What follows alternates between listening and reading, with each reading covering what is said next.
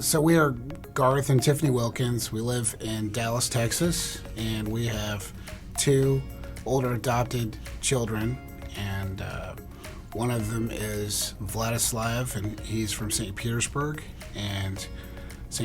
Russia, and we adopted him when he was 11, and we went over there twice and to Russia, and Sasha was 8 years old. That's our daughter, who we adopted about 4.5 years after Vlad, and she was 8 years old. So I had the desire to adopt since elementary school, and that desire never really faded. It kind of stayed in the back of my mind. And so when I met Garth, when we were dating, we talked about adoption, and it was something he was open to. We had hoped to have both biological children and adopted children, but we decided to try the biological first, and we miscarried once, and that's when Garth came back to me and said, I'm ready to start the adoption process if you're still wanting to do that right now. So we did, and we were planning to adopt an infant girl, and we signed up with an agency. We really felt the Lord had led us to this specific agency, and they started sending us newsletters and information about older kids that were available for adoption, and we didn't even realize that there was an orphan crisis in the world. And as we started researching on it and saw what the statistics were, that basically any child over the age of 5 anywhere around the world has less than a 1% chance of being adopted, and their likelihood of having any kind of success in life, just meaning having a job and relationships, is so low, less than 5%. And we just felt like that was the next right thing for us to do. I mean, we did pray about it. Of course, we prayed about it, and we processed it with our community group. But it wasn't something, it didn't seem like a hard decision at the time for us. It just felt like the next right thing to do. Yeah. Yeah. For me, I came to know the Lord a little bit later in life, and so it was about that same time that we started talking about adoption right before we got married. And so my heart warmed to it slowly, but we went to different events, and as I learned more, I found it very interesting, and so it kind of worked that way. The most interesting thing at first was Tiffany's passion for it. So I latched on to her, how she talked about it, and I thought about it from a different perspective. And then we were praying, and before you have kids, it's not like you can really imagine what it's like to have kids exactly. So just from watching other people with their kids and having children stay at our house for friends and things like that was what started to interest me, just seeing how fun kids were, and especially as young professionals, we weren't around kids a whole lot.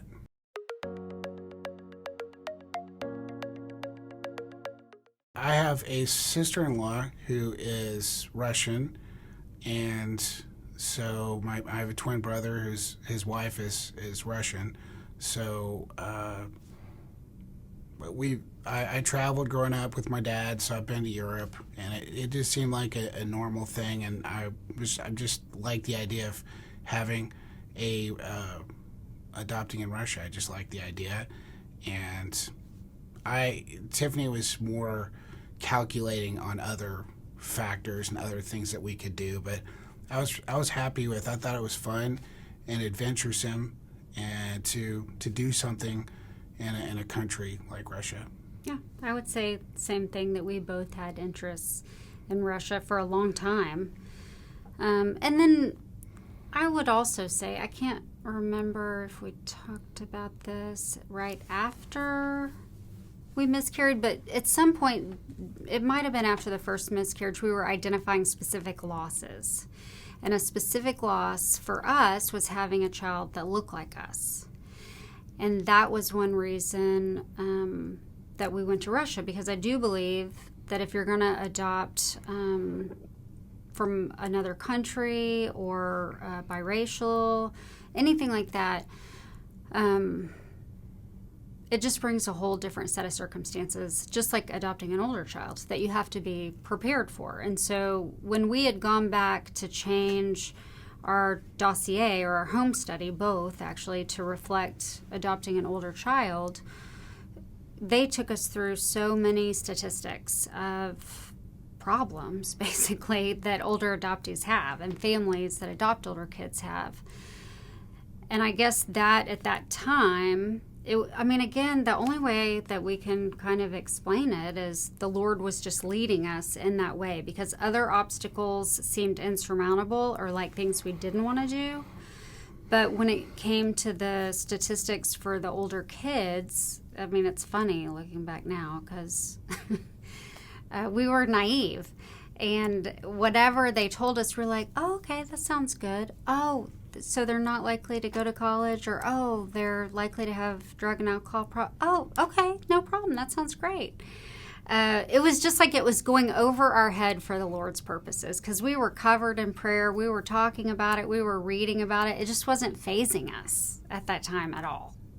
And there was not, they shocked the heck out of us with the things that they said, but it just wasn't shocking us for some reason.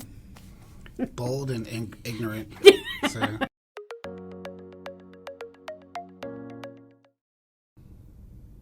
It, like I said, it brings a whole different set of circumstances, because the adoptee doesn't always want to be known as an adoptee. They just a lot of times want to blend into a family. Like a lot of times we all want to blend into things and be accepted and be normal and not stand out, especially when they're teens and things like that. And so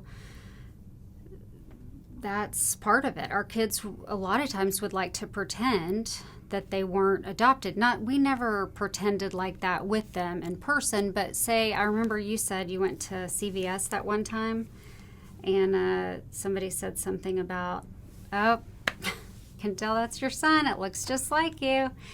And y'all both were like, yeah, and that's what Vlad wanted to do. And another time we were riding horseback. It was actually me and Vlad and Sash, and the instructor said something to Sash about an accent, and Vlad overheard and said, yeah, she's adopted. They were both adopted, but they just like to fit in and not appear adopted sometimes, because I think every time that an adoptee, from what I understand, and I'm not saying this is for every adoptee, every time you bring it up, it's their biggest wound, and you're just bringing it up for the whole world to see.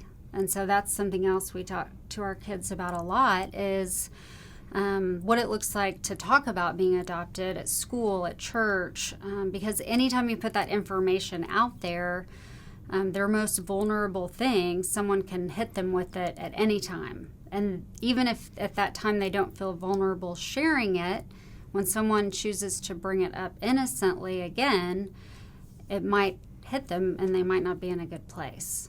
And so dialoguing around that. And so I think about that for biracial adoptees, racial adoptions, the cultural differences, all those things. But unfortunately, looks and appearance are what people automatically go to. And our kids are being coached at those ages by the caregivers at their orphanages. In Russia, they want the kids to, most of them want the kids to be adopted, and they know the integrity of the agency they're working with, and so they will encourage them to be open and be excited about it. And then in the orphanages, the kids will also hear from other kids that it's dangerous to go to the States, and that they'll make up stories to frighten each other. And so the kids are really everybody's different, but I'd say the guys are keeping a lot of their emotions inside, like guys in general, and are more easily mannered on the outside, but they might be frightened and having feelings that they're just not expressing. And in our case, we had a daughter, Sasha, who didn't have a problem with expressing her feelings at all. and she expressed them all the time. And she actually, the biggest challenge for her in being adopted was being with people where she didn't speak English, and so she needed translators at all times so that she could express herself, be heard, and so that she could communicate. That was a really big deal for her. So, and she felt a lot of different feelings, but she, as a girl, was really excited about it, and she was quick. She was quick to call me Papa, the first time we saw each other, whereas, Vlad went 4 years without calling us Dad or Mom, just calling us by our first names. And so then when he saw someone get off the bus and call us Papa and Mom right off the bat, then he started calling us Mom and Dad right after that, which was pretty cute, because it was kind of like, wait, that's my mom and dad, So that helped him get over that little hurdle, which might not have been a hurdle for him, but for us it was nice to be Mom and Dad after 4.5 years. So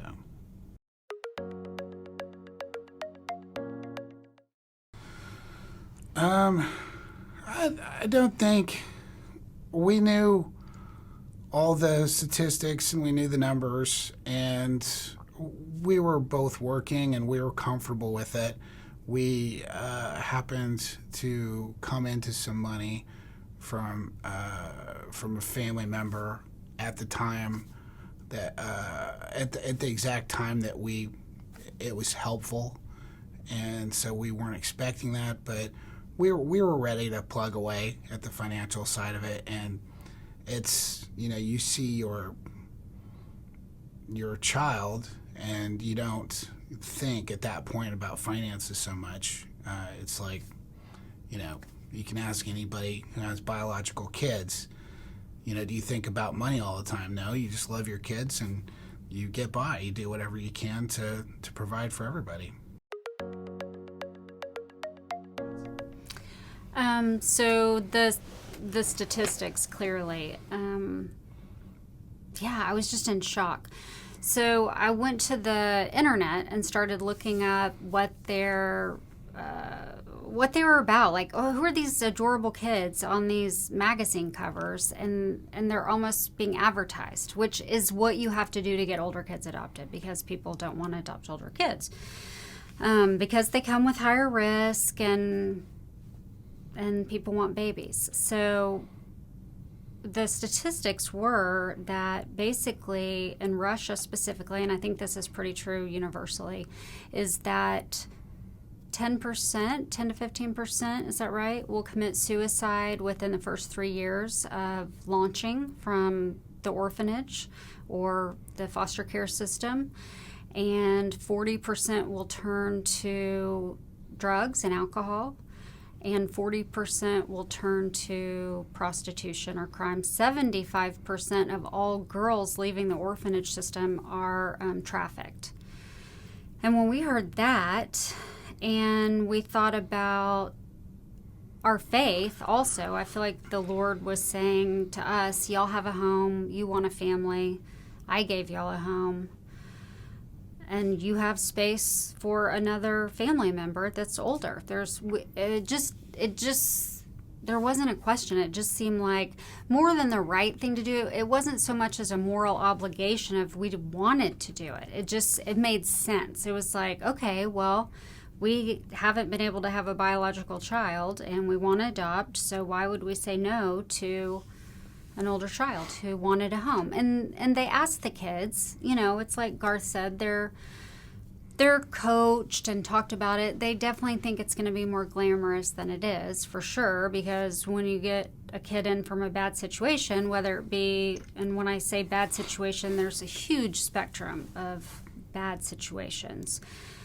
But either way, they haven't had loving, kind, consistent discipline from 1 to 2 caregivers. And that's a really big change for them. And so, there were times that Sasha would cry and say, how is this better? Like, I used to get to stay with my friends all the time and play, and I didn't have to do chores, and nobody's telling me what to do all the time. And tell me how this is better. And it was kind of hard at that time to say why it was better, but talking about the future with her.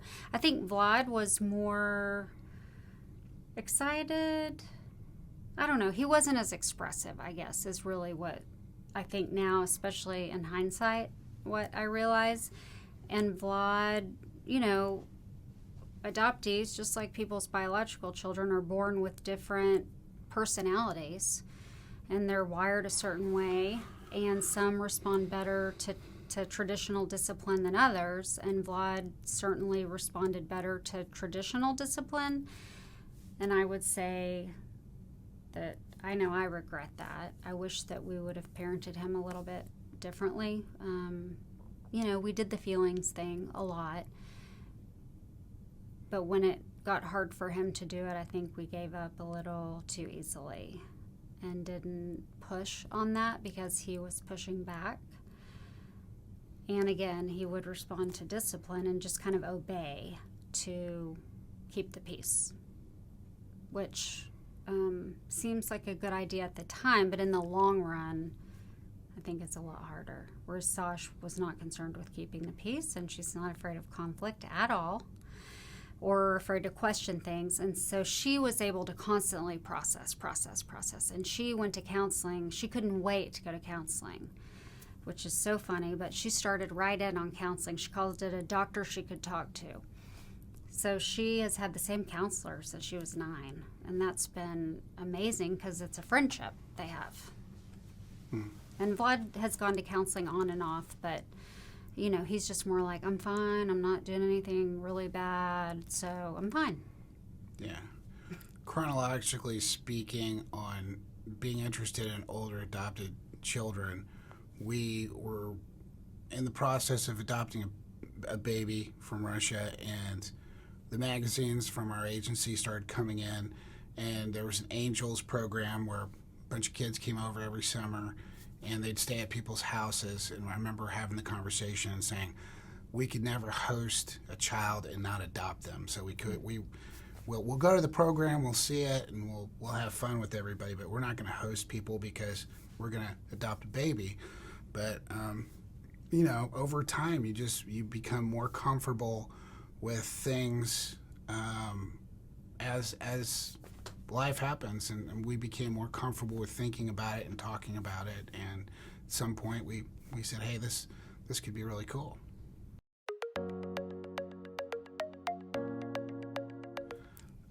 Tiffany was the leader of all the paperwork, and at the time, she was taking charge, and but we both had a lot to do for several months, and just prayer. And it's the way I explain it is, when you're really excited to get somewhere, it doesn't seem like that much work, but it was a lot of work. But it was fun.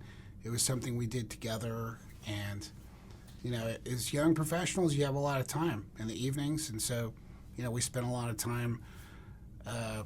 Whatever the next step was, we'd be filling things out, or one time we had some of our documents couriered, I think, to Austin, to the Capitol, or to Houston for the to drop something at the consulate. Well, we went to the consulate together in Houston once. Right. So there's interviews. A lot of interviews. And then once you get to Russia, it's like it's an entire country ran by women. You walk into the government and it's all women, and you go through you sit with psychologists, you sit with doctors, you get tested. It just is what it is. We had fun with it, and we'd see other people in Russia, standing in line because they were doing the same thing that we were doing. And when you go over to Russia, for whatever reason, they have to have certain kinds of crisp bills that they'll accept. And so, before we left for Russia, we went to a few different banks and looked for the crispest bills we could take with us and with our little money belt. And so every country is a little bit different, but Russia definitely has its nuances, and it's definitely, it has its own personality for sure. Explain the money belt. There's a lot of stories about the money belt, but we would have to take cash. You remember the details better than me, sweetie, but we would have to take cash for certain things, and so we had $5,000 or $6,000, right? more than that. So Because all, like, the majority, that's one thing about cost, is like you have a lot of time to prepare, not, I mean, a lot, but a year or so at least from the time it starts to be saving up money. And I mean, a lot of people fundraise, to go back to the last question. And on our second adoption, a variety of people offered plane tickets and money, all sorts of things to help. But so you have to go over strapped in with all this cash. And so we were each wearing like a belt with money, a necklace with money. And then at one point, and I just confess that I can get really particular with Garth. Don't forget that, don't do this. And so we're out at the orphanage, and Garth is playing on the soccer field with all the kids. And he had asked me to hold his money belt. And I guess I forgot, and I must have dropped or set the money belt down. And so a few hours later, our contact from our agency called us and said, "Did you all leave some money at the orphanage?" And I was like, "What?" And Garth was so gracious with me because I had totally dropped the money belt. And they said, well, there were a bunch of kids at the orphanage with crisp $100 bills, like playing with dead it giveaway. and carrying it around. And we had to call back, our contact had to call back 3 times to double check the amount of money, because I had been subtracting how much we had been spending, like keeping it like an old-fashioned checkbook to track the money. And then, but I'm not great with numbers at all. Really, Garth is so much better with it. So it was a control I think thing. I called him and I said, I think we might have dropped $2,500 in the playground. Does that sound about right? And they'd say, yeah, that's right. And then I'd say, actually, you know, I think it was probably more like $2,750. And they're like, yeah, that's right. And He then called back like 4 times, raising the amount. And each time they suddenly found the extra money. Yeah, so, yeah. That was crazy. Quite a party house there with all the guys and the kids walking around with our money. So I think we got most of it back. Yeah. So Sasha and I, so a lot of the kids from orphanages haven't ridden in cars, or at least not very much. So Sasha was one of those. And so she, on the way to the airport, it was just the 2 of us, and she threw up all over me. And then I had to travel 19 hours with her throw up all over me, and she could not stay awake. On the flight. On the flight. And yeah, so for Sasha, we had to go to Russia 3 times because it was starting to become more stringent right before the time before they closed the doors for Russia for good. And at one time, well, when she came back for good, we were on our way back from the airport, from DFW airport, about 1:30 or 2 a.m., and Sasha was begging for us to go to McDonald's. I guess it was a 24-hour McDonald's, and we went through it, and I will never forget the expression on the people's face as we pulled up to the window and we asked for a Happy Meal, and we had an 8-year-old in the back seat at 2 a.m. and she's just like, Happy Meal, and it was really funny. So, and embarrassing. Yeah. But, so that was fun. it was. Yeah. Well, at that time, it wasn't as big of a deal as it probably is now. The moment that the kids touched down, for both kids, on American soil, they were citizens. And so that's changed. I think it's my understanding that that's changed for a lot of the countries. We did the readoption process maybe a year later, or maybe not even a year later. What's funny about that, though, is really we did it because we wanted to be sure and do it before Vlad got his driver's license, because people said it'd be easier for him. But now you just really need to do it for citizenship reasons. That's just real important. It was not as important at the time, though. Yeah.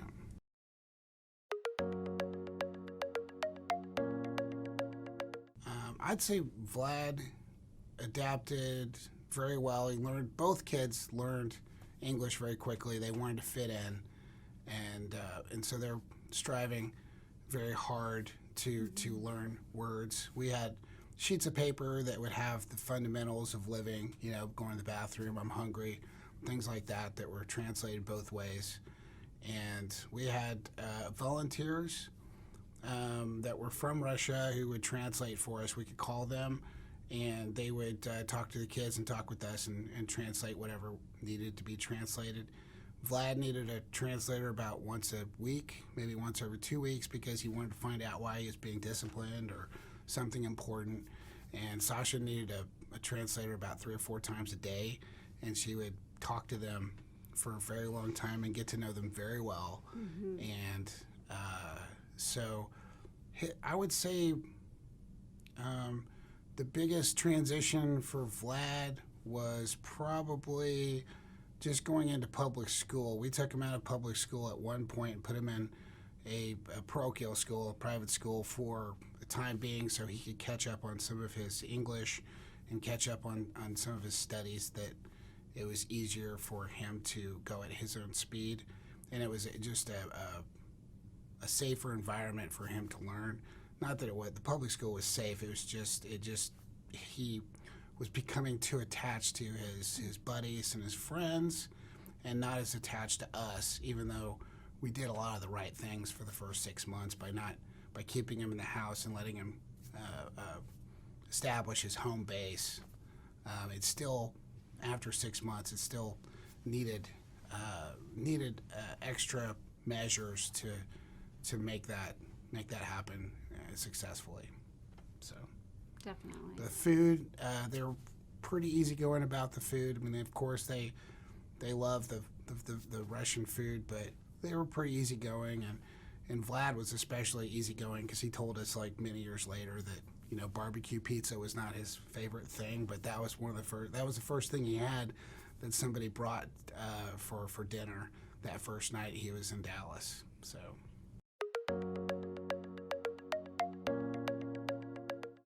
So I think addressing trauma is a lifelong experience with the kids, and it looks different at every life stage for them. And so every time they hit a new stage, they tend to reprocess it, is kind of how our agency explained it to us. And it looks very different for both of our kids because their personalities are so different. We did a lot on ourselves. We read a ton of books. We went to counseling ourselves. We went through the recovery process through our church here at Watermark to work on ourselves because we knew their issues would hit on our issues. And so the recovery piece for us was really important. And we had been disciplined, of course, in kind of a traditional way, and we were learning that wasn't the best way for older adoptees, kids with a trauma history. So Karen Purvis was big influence for us, her program. And so we focused on reminding our kids as much as possible.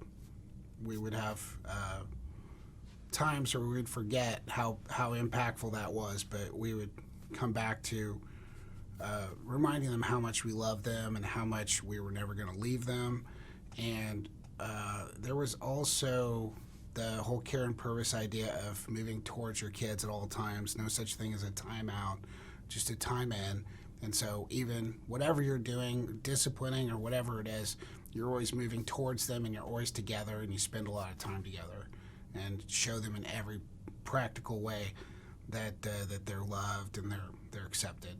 Mm-hmm. And I remember one time we were at somebody's house for a barbecue or some event, and Vlad got his feathers ruffled by something either Tiffany or I said, and he walked out of the house. It was 20 miles from our house. It was in somebody else's house, and he walked out and just started walking down the street and walking away from where we were. We got in the car. We drove up next to him, and he wouldn't listen. He just kept walking, and he didn't want to have anything to do with it.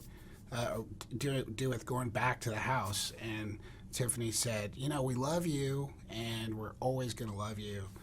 And he just kind of looked at Tiffany, and then he got in the car and we drove back to the house. So just very impactful for kids that have been traumatized by severe rejection from their biological parents. Anything you'd add to that? That's great. I just the point that it's an ongoing process. Just like we're always in process, the kids are also always in process, and we all just have to be open to working together. I was just going to say, Karen Purvis was the director of the TCU Center of Child Development, and she wrote the book The Connected Child. And she also wrote a Bible study called Created to Connect, and that was really helpful. We've done that a few times. And so she would also go around and speak at the different adoption conferences, the big summit that's here in Dallas each year. And her institute continues even though she's gone to be with the Lord. Yeah, her principles are very effective, and they're very hard to consistently apply. You have to be with people talking about it, and you have to go through the lessons to remind yourself of to do all the different things that she taught. But it's a fantastic program, and our kids are much healthier, and we're healthier because of it. Anything specific? I think the best thing was just the time in, because for me, I grew up in a way where I was disciplined. It was more of a timeout. So that was just that whole idea of moving towards them no matter what is happening and keeping that in the top of your mind. That was most impactful, but it was also really, really helpful the way that she taught choices, giving your kids choices, so that when you're just trying to sit down for dinner, you'd give a question such as, not like, will you come to dinner, but would you like to come to dinner right now, or would you like to come to dinner in 5 minutes? And so giving them that, empowering them to make those decisions created a lot of stability, where if we would have done it the way we felt like doing it at the time, we would have never eaten dinner. And it just would have been, it would have just been it would have been meltdown after meltdown. And I love her training on, are you asking, are you telling? Because especially with the older adoptees, and I guess anybody with a trauma history, they try to control things because things have been out of their control before. And so they can tend to be pretty bossy and controlling. And so stopping them and saying, now are you asking me or are you telling me that? And it helps them to pause and think about what they're saying and rephrase the question. That was really helpful. Yeah. So much so that when we got Sash, Vlad would use it.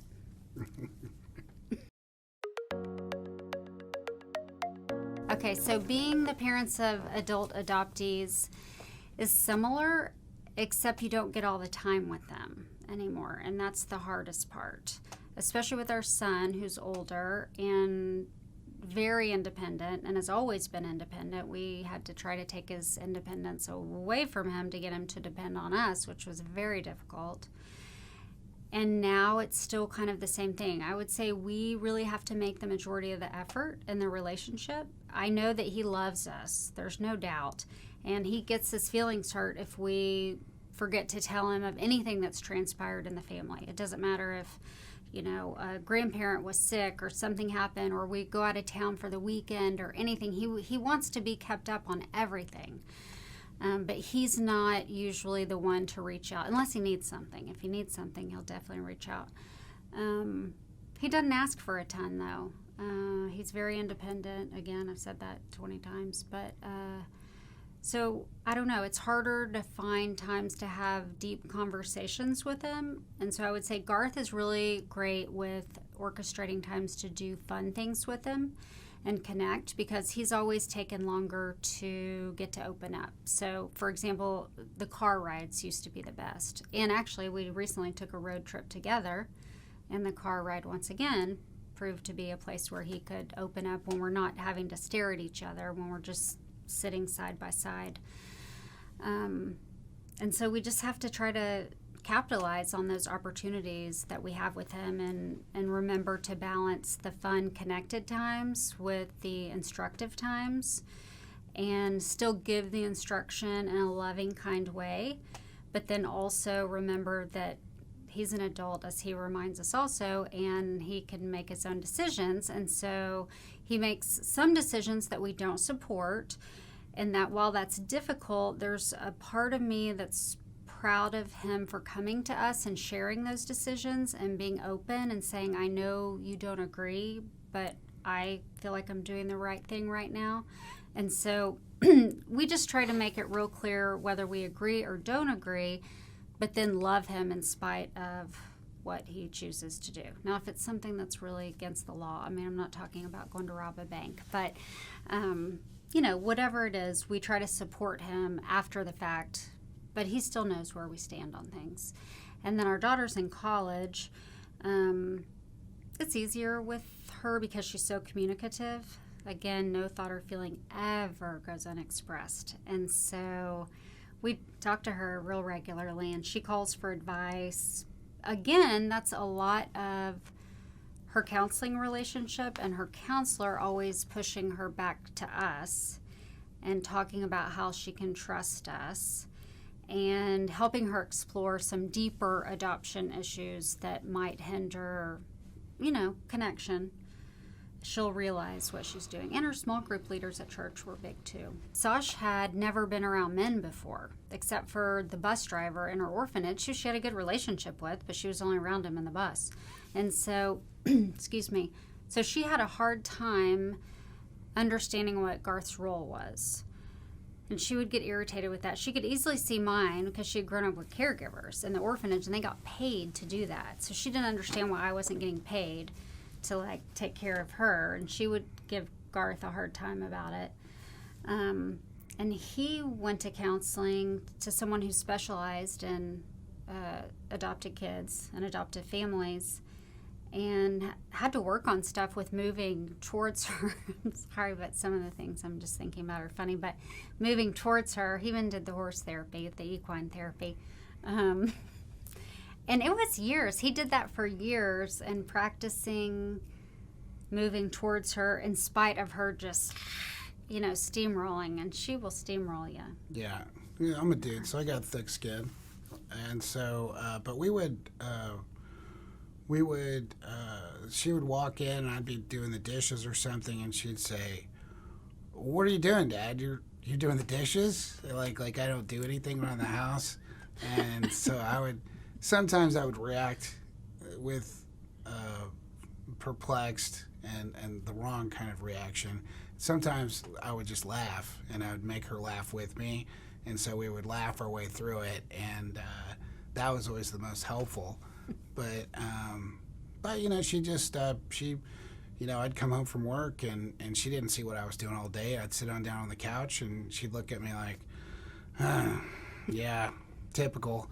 She would say, and she worshipped her mom. She thought her mom did everything for the house and for the family, and so I just had to put up with that for a few years. And then I think we were at the mall, and my father-in-law was with us, and we were walking through North Park, and I was walking up ahead of everybody, and Sasha came up to me, and for the first time, she kind of put her arms through my arm as we were walking. She put her head on my arm a little bit, and I looked back at everybody, and everybody was like, "Whoa, what's going on?"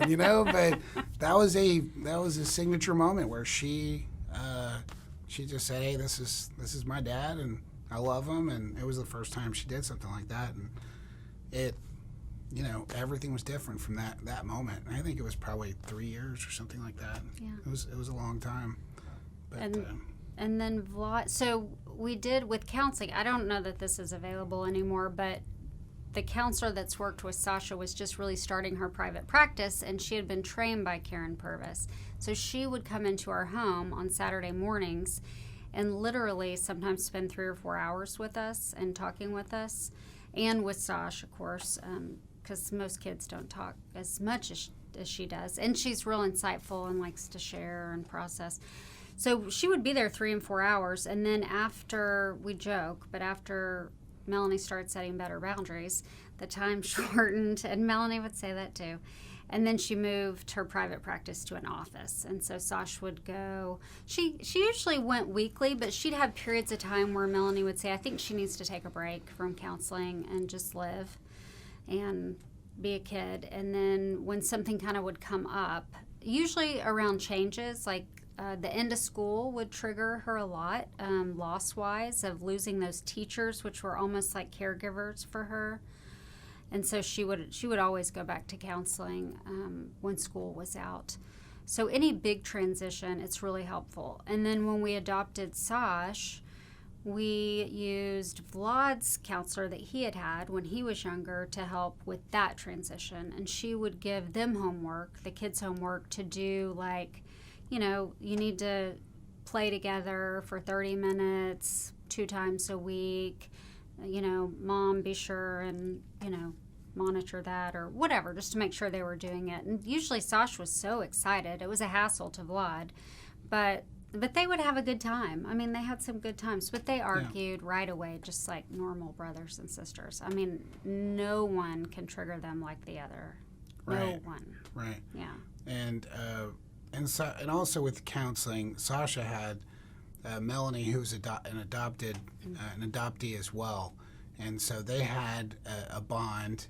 And Melanie did a good job of taking Sasha and helping her see the picture from both of their viewpoints, and helping us be the good guys rather than Melanie would help us be someone that she could advocate for with Sasha, where we couldn't really advocate for ourselves.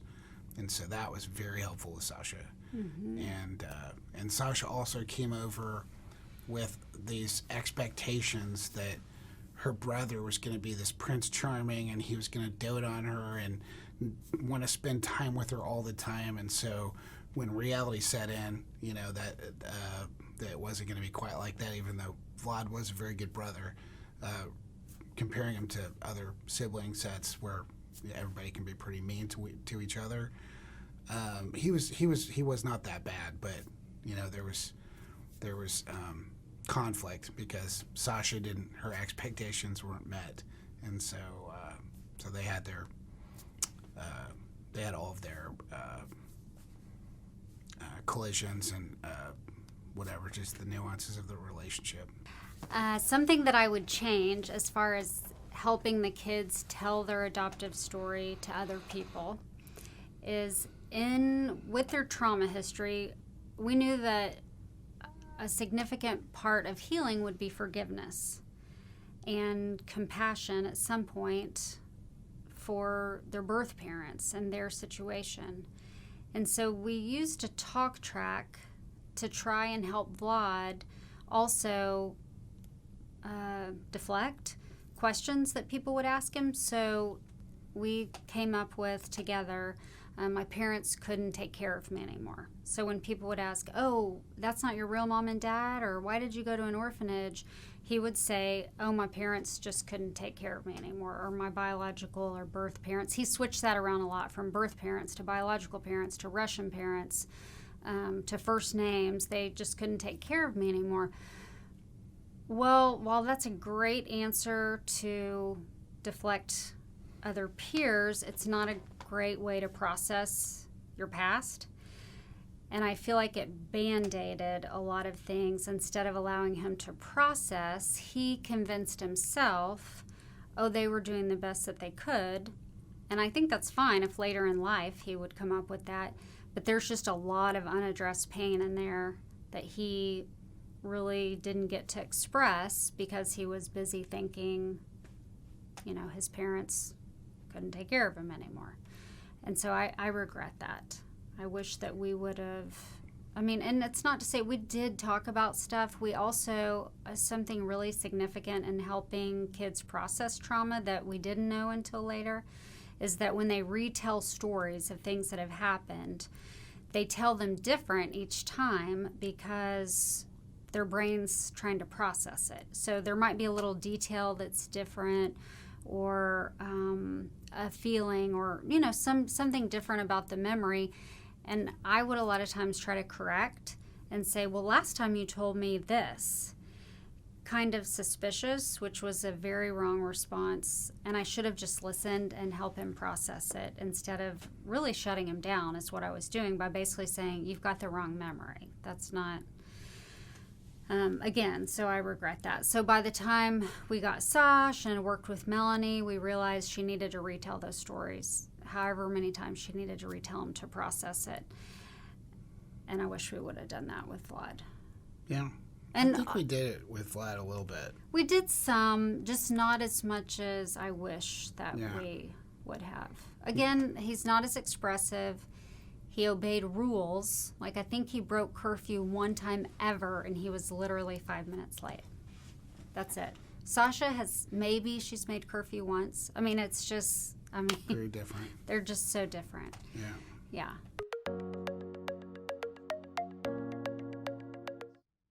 You cannot take someone else where you have not been as far as healing. And if you haven't learned to work on yourself and your own triggers, the whole process of international adoption and adoption in general is going to bring a lot of things to the surface that trigger you and it hinders your own growth, but it also hinders your child's growth.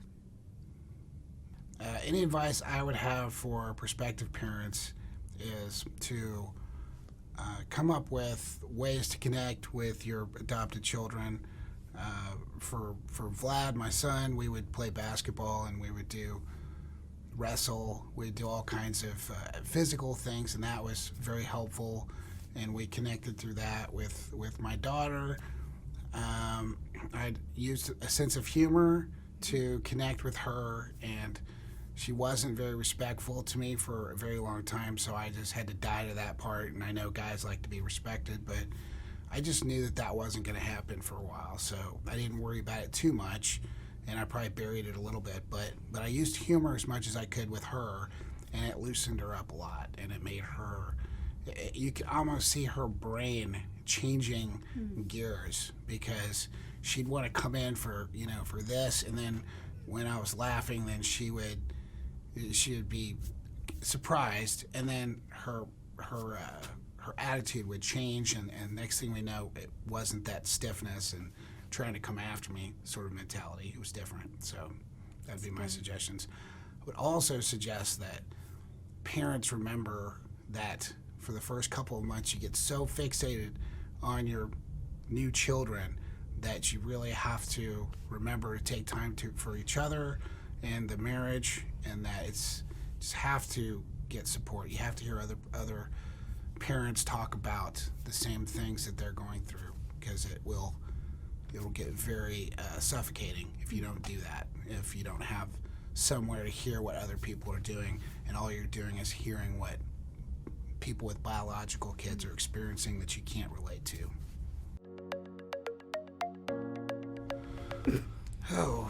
So we prioritized it. I think we just woke up one morning and it was really bad, because we hadn't been on a date night for forever. And so I can't remember how it happened, but it was, we were completely, when Vlad came over, we were all about Vlad for about 6 months. And so finally things started, you kind of look back at it and you're like, wow, that was out of whack. That wasn't quite right for a month in there. But I guess I don't remember how it happened, but it was it was a big relief once we started date nights and just going back to normal things. And we say normal. I would say parenting the older adopted child, another big piece of advice is that it is different than their peers that age and your friends with kids that age. And most other people are going to see that child as another child their kid's age, and they're not going to understand why they do the things that they do. And that's really hard. So you really have to be ready to be misunderstood. And I would say with parenting adoptees in general, you have to be ready to be misunderstood of the reason why you do certain things. And that's hard. And then with the older kids, you just have to spend so much time with them to make up for lost years. I mean, you just have to. Yeah. Yeah. And if, everybody's situation is different, but if you have one kid at a time and you can really pour into that one kid for a couple, 2, 3, 4 years, it's gonna go a little bit better for that child and for y'all. And like what Tiffany was saying about just being misunderstood, you'll have to just be comfortable with the fact that people don't know what they're talking about, and they will say things under their breath, or they will say things to other people like they don't really know how to parent, or they'll have that expression that people do, and you'll hear them talk about other friends of yours that have adopted and in that same manner, and you just have to, there's no explaining it. You just have to say, okay, that's how it is with the situation, and I have to be comfortable with that, or you'll just walk around bitter all the time, and that doesn't help. That's good.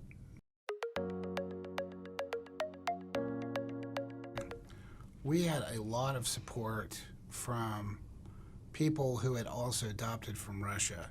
So we saw them through different events, and we kept in touch with a lot of them. Some of them are our best friends today. And, once you go through that, through the situation of adoption, they become like family to you when you've both been through that process. And so we had a lot of support. And we also, to our credit, we use that support quite a bit. And so there's a lot of people that have that available to them, but they don't use it, and it doesn't go well. So adoption has impacted my faith in a lot of ways. It has helped me go deeper in my relationship with the Lord, because I needed to depend on Him a lot as I worked on myself, and as I loved the kids and accepted them where they were. And I can struggle with caring what other people think, which is really fear of man above God. And so I always had to go back to, what does God think? Again, referring to like the kids doing things that are different than their peers or acting a certain way. And so it forced me to go back to the Lord a lot. Yeah. I would say that my faith changed in a lot of ways, but the most significant way was I learned to have more compassion, especially for anybody that is not going down that regular stream of life. So I just, whatever it is, if it's different, or what we did was very different, and so I just had a lot of compassion, and it just gave me it just helped my faith, helped me be stronger in my faith, and it helped me, just the hard times made me think less about about performance, and, we live in a highly performance-based world, and I came from a family that was highly based performance, and so it's just we've got our kids, and they've got certain ceilings at certain times in their lives, and we're comfortable with that, and we're more focused on them having a relationship with the Lord than being the next straight A student or 4.0 or all the accolades that everybody chases. So and in regards to the question about the support, is that we didn't have a whole lot of support from our family as we were going through it, more so from Tiffany's side, but my side was not that supportive. And once we got through like the first 3 or 4 months of our first adoption, my family came along, and they thought it was pretty cool, but it was hard at first for that. My family at first, when we first started talking about adoption, was my dad was asking me questions, and he was trying to be supportive, but he was also asking me for more information because he didn't understand what we were doing. and he was saying, hey, 10, 11 years old, the child's already been developed. It's too late to really. It's too late. It's gonna be too difficult. You might want to rethink this. And so I said, well, Dad, I feel like it gave me an opportunity to share the gospel and how people at any age can really change and be new. And we were definitely not gonna not do it. We were set. So it was about 4 or 5 months after we adopted Vlad, and I remember my dad had met him, I think, for the second time. He said, I think 11 years old is the perfect time to adopt because they're kind of they're real malleable and they learn, and you guys get it just right, And he completely forgot his statement before, but he was, he fell in love with Vlad, and it was a very sweet moment. And my mom wasn't as supportive in her style of how she would talk about things. She's just one of those people that would say something that she shouldn't have said, and so she's soft and she's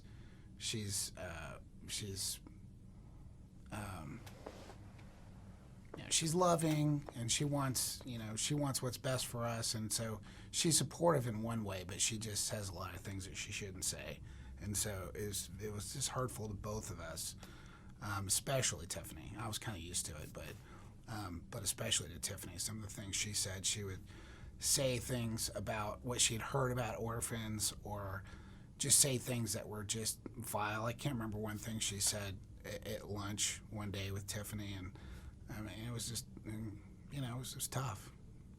But she loved them. She loved him. Yeah. Once they got here and she knew them, everybody fell in love with them. So. Another thing about adopting, I think most all adoptive parents feel this way, but they just become your kids. They're just your kids. You kind of I'll forget that they're adopted sometimes. I don't forget their history, but you just go on with life and they're just your kids. Yeah. Yeah. It's pretty awesome. It's really probably, besides knowing Jesus, it's the most awesome thing. And marrying you, honey, was very awesome. Of course. But it's just, it helps you realize how God put your whole history together, and your spouse. Everything just kind of comes together when you see the kids that he brought halfway around the world, birthed by someone else, and here they are, like the perfect fit for our family, each of them. It's so crazy. And I've seen it with adoptee after adoptee after adoptee after adoptee. Yeah. And a lot of prayer. A lot of prayer went behind all that, and yes, it all worked for the good. And I mean, we were both diagnosed with our kids in a doctor's office with ADD. We brought one of our kids to a doctor to see if we could, maybe diagnose them with ADD. And the doctor was a friend of mine, and he said he diagnosed all 4 of us. And so, just those ADD kids that were halfway around the world found their parents over here in Dallas, Texas. Now we're all together, and we just kind of just move about and get confused. Vacations were crazy, and yeah. Yeah. So.